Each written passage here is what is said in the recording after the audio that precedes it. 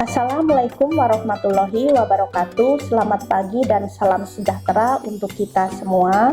Perkenalkan, nama saya Insinyur Penny Patriani, SPT MP IPM ASEAN Engineering, dosen di program studi peternakan Fakultas Pertanian Universitas Sumatera Utara. Pada kesempatan kali ini, izinkan saya untuk menyampaikan pernyataan diri dosen dalam unjuk kerja Tridharma Perguruan Tinggi atau PDD UKT PT pada bidang pengajaran.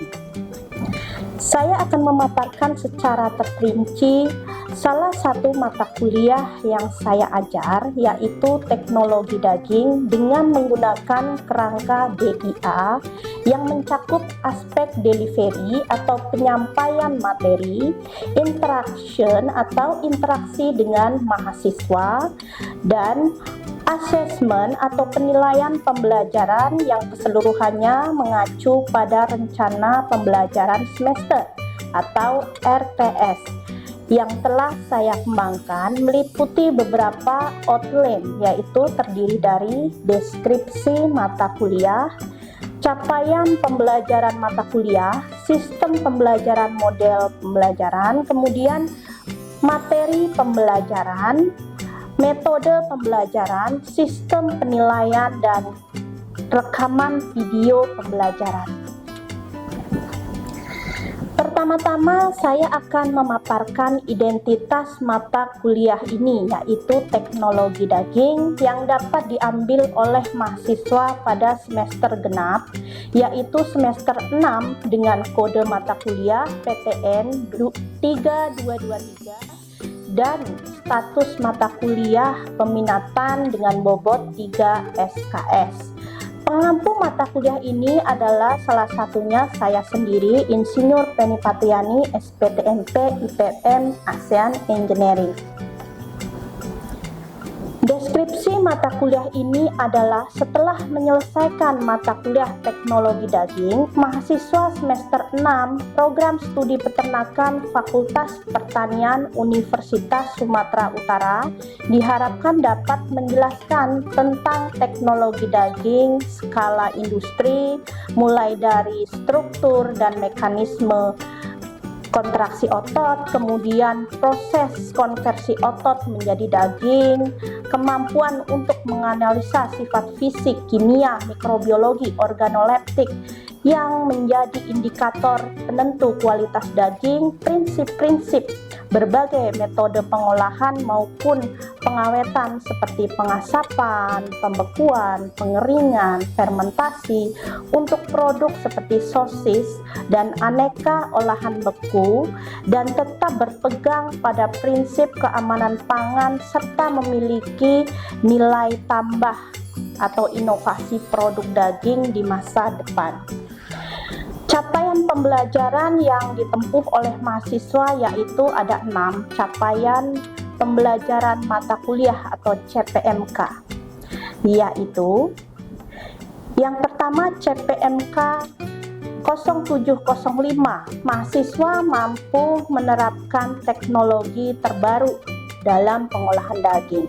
Kemudian CPMK 0817, mahasiswa mampu memproduksi produk daging olahan berstandar berdasarkan produk pertanian dan perkebunan. Kemudian CPMK 0334, mahasiswa mampu menjelaskan solusi untuk masalah dalam penerapan teknologi dalam pengolahan daging. CPMK 0629, mahasiswa mampu mengevaluasi penerapan teknologi dalam pengolahan daging. CPMK 1129, mahasiswa mampu menerapkan teknik dan metode terbaik yang menggabungkan teori dan praktek dalam teknologi pengolahan daging. CPMK 1320, mahasiswa mampu menerapkan teknologi pengolahan daging dalam lingkup monodisiplin dan interdisiplin. Dari 6 CPMK tersebut, adapun sistem pembelajaran yang saya akan terapkan adalah model kelas aktif atau active learning yang memadukan metode interaksi baik secara sinkronus maupun asinkronus dengan menggunakan sistem kelas usu ataupun e-learning, kuis, tugas, case method maupun project based learning. Kemudian saya juga menggunakan pendekatan multimedia untuk membuat konsep yang abstrak menjadi lebih mudah dipahami dan menarik, berupa video pembelajaran hasil penelitian maupun pengabdian masyarakat yang sudah berhak cipta. Kemampuan akhir yang diharapkan tiap tahapan pembelajaran atau sub CPMK dalam mata kuliah ini adalah: pada sub CPMK pertama, setelah mengikuti mata kuliah ini, mahasiswa dapat menjelaskan jaringan otot menjadi daging ataupun strukturnya. Kemudian pada sub CPMK kedua, setelah mengikuti mata kuliah ini, mahasiswa dapat menjelaskan mekanisme kontraksi otot. Pada sub CPMA ketiga, setelah mengikuti mata kuliah ini, mahasiswa dapat menjelaskan konversi otot menjadi daging. Pada sub CPMK keempat, setelah mengikuti mata kuliah ini, mahasiswa dapat menjelaskan sifat fisik, kimia, mikrobiologis, dan organoleptik pada daging segar. Kemudian pada sub CPMK kelima, setelah mengikuti mata kuliah ini, mahasiswa dapat menjelaskan indikator penentu kualitas mutu fisik dan kimia daging. Kemudian pada sub CPMK ke-6, setelah mengikuti mata kuliah ini, mahasiswa dapat menjelaskan indikator penentu kualitas mutu mikrobiologis dan organoleptik daging. Pada sub CPMK ke-7, setelah mengikuti mata kuliah ini, mahasiswa dapat menjelaskan sifat fungsional komponen daging dan pengolahannya. Kemudian pada sub CPMK ke-8 adalah ujian tengah semester. Pada sub CPMK ke-9, setelah mengikuti mata kuliah ini, mahasiswa dapat menjelaskan pengasapan daging atau smoking. Kemudian sub CPMK ke-10, setelah mengikuti mata kuliah ini, mahasiswa dapat menjelaskan pendinginan daging dan pelayuan atau pendinginan daging. Kemudian pada sub CPMK ke-11, setelah mengikuti mata kuliah ini, mahasiswa dapat menjelaskan pengawetan daging kering. Pada sub CPMK ke-12, setelah mengikuti mata kuliah ini, mahasiswa dapat menjelaskan kemampuan keamanan pangan pada daging kering, pada daging khususnya. Kemudian pada sub CPMK ke-13, setelah mengikuti mata kuliah ini, mahasiswa dapat menjelaskan processing sosis fermentasi. Pada sub CPMK ke-14, setelah mengikuti mata kuliah ini, mahasiswa dapat menjelaskan berbagai produk olahan daging yang dibekukan atau frozen food. Pada sub CPMK ke-15, setelah mengikuti mata kuliah ini, mahasiswa dapat menjelaskan teknologi pada daging di masa depan. Dan sub CPMK ke-16 ada ujian akhir semester.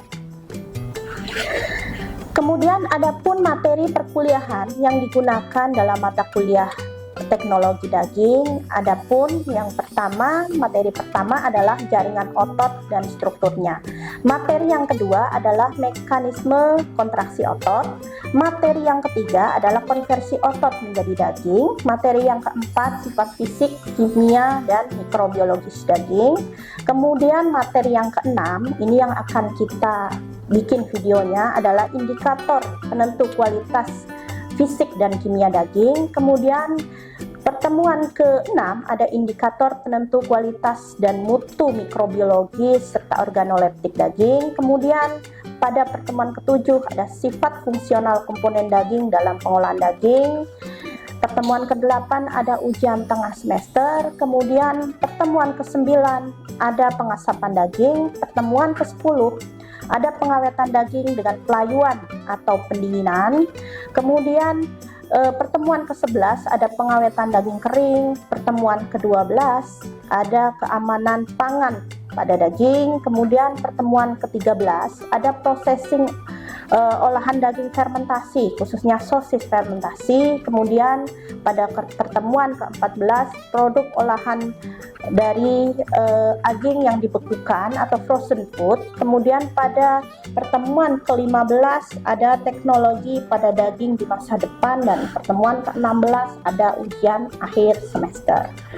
Selanjutnya adalah penilaian yang digunakan pada mata kuliah teknologi daging adalah ada ujian tengah semester 5%, tugas 5%, pembelajaran berbasis proyek 30%, ujian tengah semester 20%, ujian akhir semester 20%, dan metode kasus 20%. Proses penilaian akan dilakukan secara transparan, objektif, dan terintegratif dengan proses pembelajaran sesuai dengan yang tertera pada RPS. Penilaian akan dilakukan secara objektif menggunakan rubrik penilaian yang sudah ada pada RPS, di mana setiap jawaban dinilai berdasarkan kelengkapan dan kebenarannya dengan rentang skor yang jelas. Hasilnya akan saya umumkan beserta umpan baliknya pada pertemuan berikutnya. Kemudian sistem rujukan atau sumber rujukan yang saya gunakan adalah dari buku ajar, buku referensi, hasil penelitian saya maupun artikel ilmiah lainnya yang menjadi pustaka utama. Sedangkan pustaka pendukung ada beberapa jurnal dan juga video pembelajaran. Untuk buku yang saya gunakan ada Suparno tahun 2015 berjudul Ilmu dan Teknologi Daging dengan penerbit Universitas Gadjah Mada. Kemudian buku saya sendiri Penny Patriani, Harapin Hafid, Edi Mirwandono, Tri Hesti Wahyuni dengan teknologi pengolahan daging yang diterbitkan oleh CV Anugrah Jaya Press, Medan, Indonesia. Kemudian buku saya sendiri ada Harapin Hafid dan Penny Patriani tahun 2021 Teknologi Pasca Panen Peternakan yang diterbitkan di Widina Bandung, Indonesia. Kemudian ada buku saya sendiri yang berjudul Peningkatan Mutu Daging Menggunakan Rempah Penny Patriani dan Esa Absari yang diterbitkan tahun 2022 di CV Anugrah Pangeran Jaya Press, Medan, Indonesia. Demikianlah sistem penilaian beberapa outline serta deskripsi mata kuliah. Selanjutnya adalah saya akan memaparkan video pembelajaran unjuk kerja dalam pengajaran seperti pada video yang akan kita laksanakan berikut ini. Assalamualaikum warahmatullahi wabarakatuh. Waalaikumsalam warahmatullahi wabarakatuh. Salam sejahtera dan sehat semua. Hari ini kita akan melaksanakan kuliah ya, teknologi daging. Tapi sebelumnya kita akan berdoa dulu ya, menurut kepercayaan masing-masing. Berdoa mulai.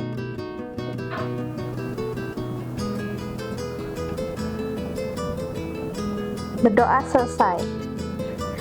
Nah, sebelum kita melaksanakan pertemuan yang kelima ya tentang indikator penentu kualitas daging, khususnya kualitas fisik dan kualitas kimia, adakah yang masih mengingat mata kuliah kita di pertemuan sebelumnya?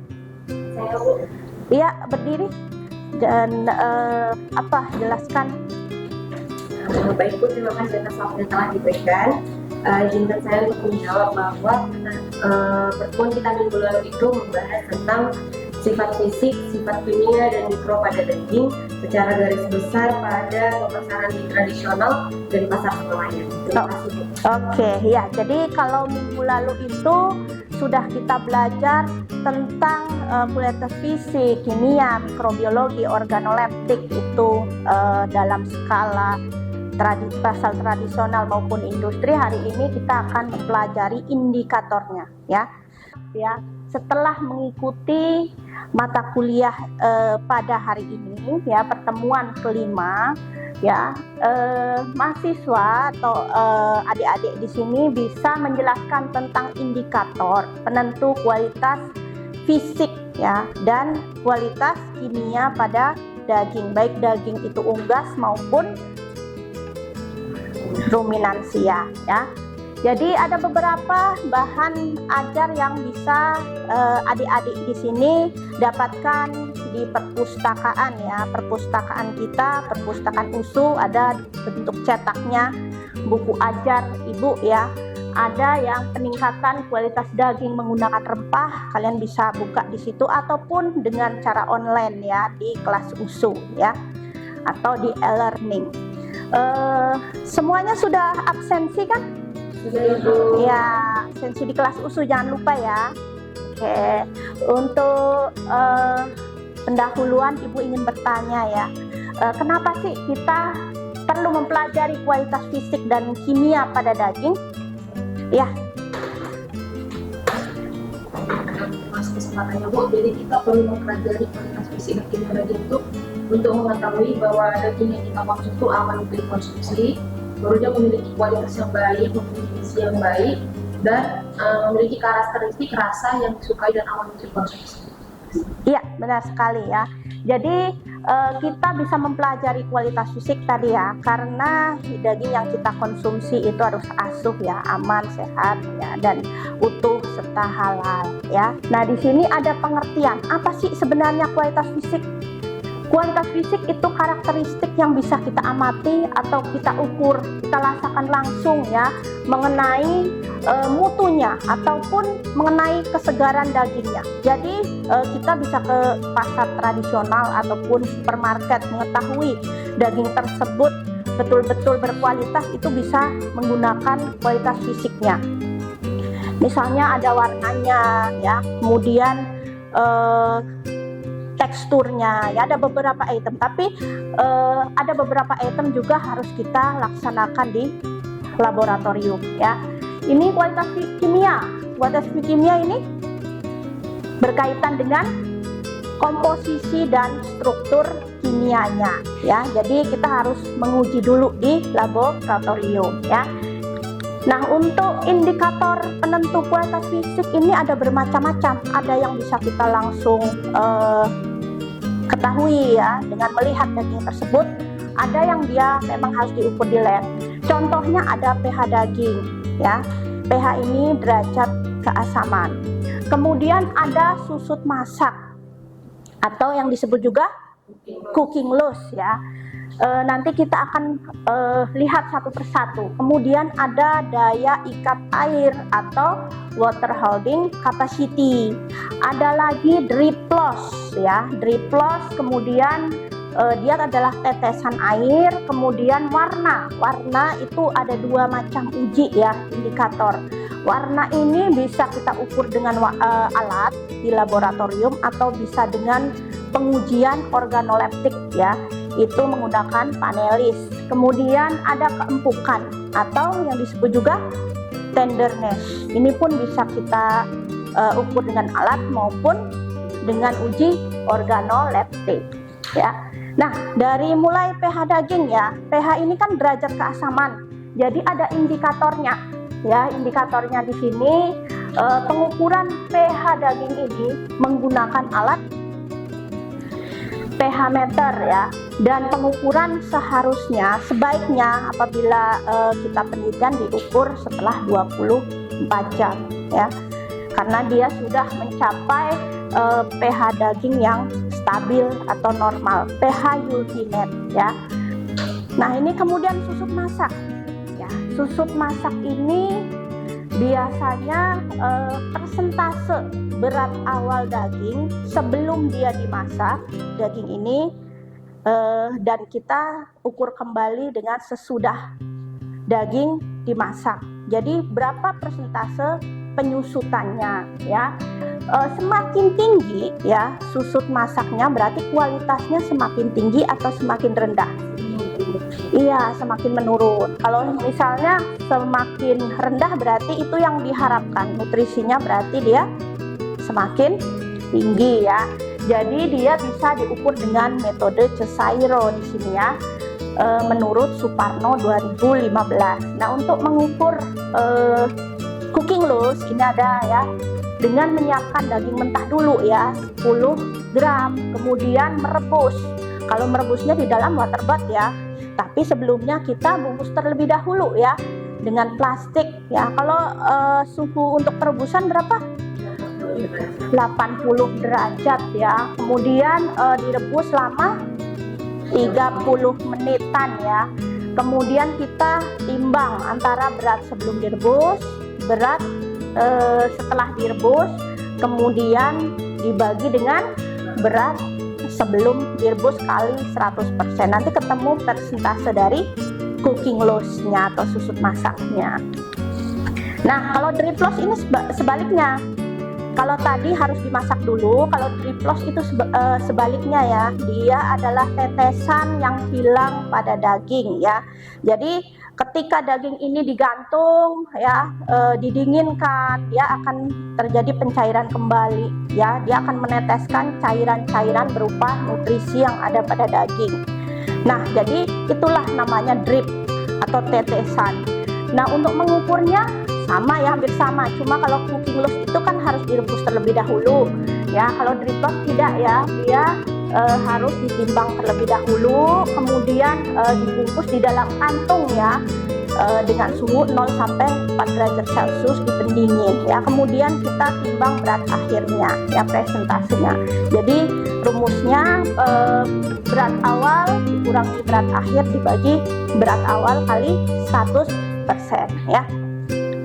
Nah, kemudian warna. Ini warna ada dua pengukuran ya. Bisa secara organoleptik ya. Kalau secara organoleptik menggunakan panelis ya. Menggunakan alat itu lebih lagi akurat ya. Bisa menggunakan alat kita ya.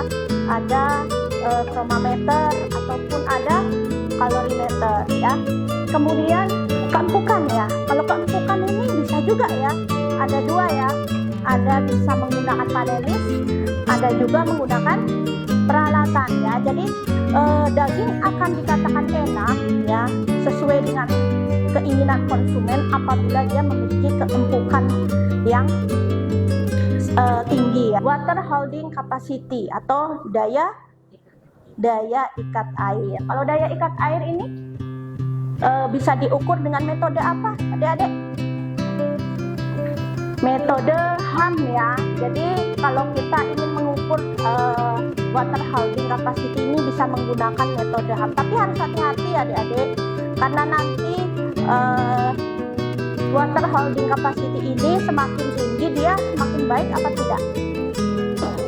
Nah, kalau semakin tinggi itu semakin baik, berarti dia kemampuan mengikat airnya semakin tinggi ya. Kemudian ke kualitas kimia ya. Salah satu kualitas kimia ini ada kita menggunakan alat ya, ataupun kita harus mengukur di skala laboratorium ya. Jadi kualitas kimia ada berapa deh? Ada kualitas dia protein, kemudian lemak, kadar air, kemudian banyak ya, ada kadar api dan lain sebagainya. Kemudian komposisi kimia daging ini setiap ternak juga berbeda-beda ya. Ada di sini daging ayam, ada daging kambing, kemudian ada daging sapi. Ini berbeda semua, baik dari persentase kadar airnya, kemudian proteinnya, lemaknya, kalsiumnya, fosfornya, semuanya berbeda ya. Jadi setiap jenis ternak itu memiliki komposisi kimia yang berbeda-beda ya. Nah, tibalah saatnya kita memutar video ya. Nanti jadi praktikum kalian ya, di lab nanti lebih lancar lagi ya dengan melihat video pembelajaran yang sudah Ibu upload di YouTube program studi peternakan.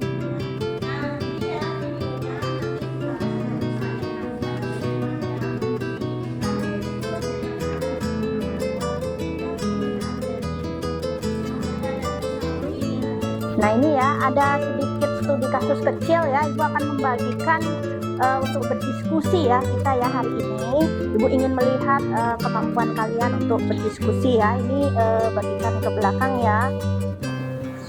Nah, jadi ini ada dua daging, bisa kalian baca ya. Ada daging A dengan daging B ya. Di sini ada dia pengusaha rendang daging, dia ingin membuat rendang ya. Dia bingung, dia pergi ke pasar tradisional untuk membeli daging. Di penjual daging A, dia menjual daging yang berwarna merah cerah dan segar ya. Ketika ditekan kenyal, kemudian permukaannya juga kesat dan tidak berlendir. Berbeda dengan penjual daging B, dia terlihat ada genangan berwarna merah. Dia ditempatkan di satu tempat, kemudian warna dagingnya juga agak pucat ya, permukaannya juga basah dan lengket. Yang ibu tanyakan adalah sebaiknya membuat dari daging yang dari penjual A atau B.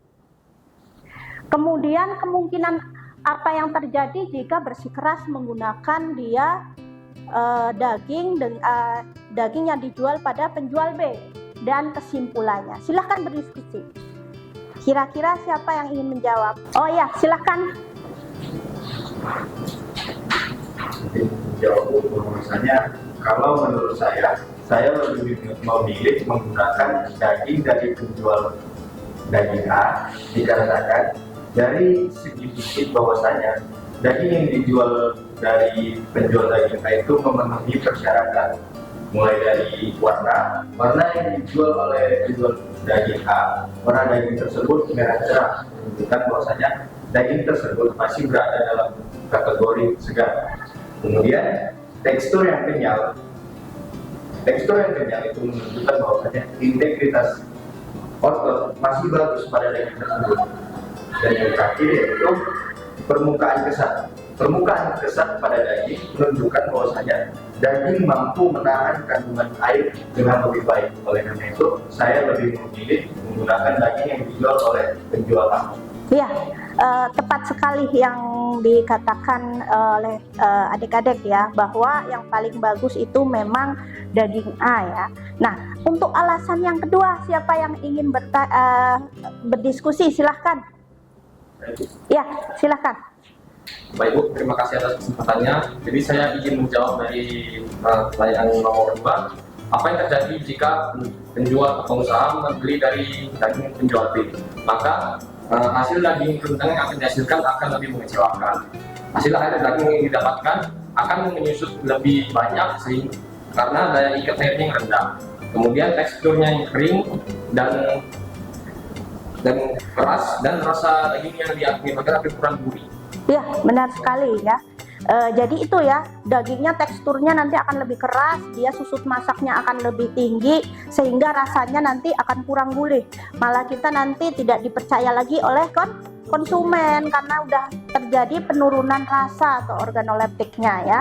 Nah, dari sekian studi kasus ya, dari soal 1, 2, siapa yang ingin menyimpulkan? Iya, silahkan. Nah, jadi kesimpulan dari diskusi kita pada hari ini bahwa kualitas fisik daging itu mampu mempengaruhi hasil masakan dan nilai jual, sehingga perlu kita mengetahui bagaimana cara mengukur indikator seperti warna, tekstur, dan daya ikat air untuk mendapatkan produk yang terbaik. Ya, tepat sekali ya. Ibu kasih tahu ya untuk kalian lebih membaca buku nantinya ya di rumah, bisa kalian meminjam di perpustakaan atau melihat secara online ya. Pertemuan yang ke-6 tentang indikator penentu kualitas mutu daging yang mikrobiologis dan organoleptik. Kalau mikrobiologis nanti ada kita TBC dan E. coli, kemudian salmonella ya, lebih diperdalam dibaca terlebih dahulu sebelum kuliah. Nah, ada yang ingin bertanya di kelas? Cukup ya, Ibu rasa ya, sudah mengerti semua ya. Ibu rasa pertemuan untuk hari ini kita akhiri ya. Terima kasih ya, tetap semangat. Assalamualaikum warahmatullahi wabarakatuh. Sekian video PDD UKT PT, kami ucapkan terima kasih.